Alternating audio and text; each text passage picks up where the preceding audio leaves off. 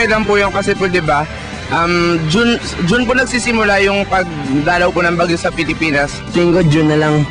Kasi doon na kami sanay pumasok yung starting of classes.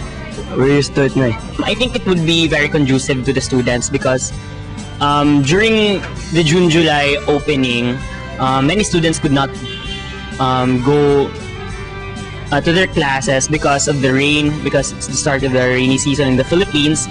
And just imagine how many classes the students could miss. I don't think na September dapat mag-start yung class. Kaya kasi siya ginawang June kasi ideal siya for students na ang magulang ay mga magsasaka. Kasi di ba ang anihan nagaganap siya tuwing May. Kaya nakakaipon yung mga parents na magsasaka ng pang-tuition para sa mga anak nila. Mas gusto ko po yung September yung start ng klase kasi kapag June po, rainy seasons po, mahihirapan pong mag-commute yung mga estudyante at saka maganda na rin po yung kasi September po, malamig na po. Sa tingin ko po hindi dahil first of all, kasi for example, kasi sanay tayo sa schooling nag-start on di ba?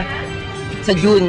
So, it will be more of a hassle kapag pinalitan yung school year, dami pang kailangan gawin ng school para i-reschedule lahat. Pabor ako na magsa-start yung class sa September so that it would be simultaneous sa ibang mga countries. Tapos, if ever na yung mga students gustong mag-ibang bansa or gustong mag-tour, tapos parang educational tour, ganyan. So, parang pwedeng mag-exchange yung ibang students pupunta dito, tapos yung iba, para medyo malawak naman yung natin, educational awareness.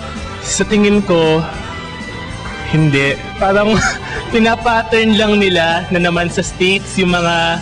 Kasi ganun sa States, diba, September yung pasukan, which is hindi naman applicable dito sa sitwasyon sa Pilipinas.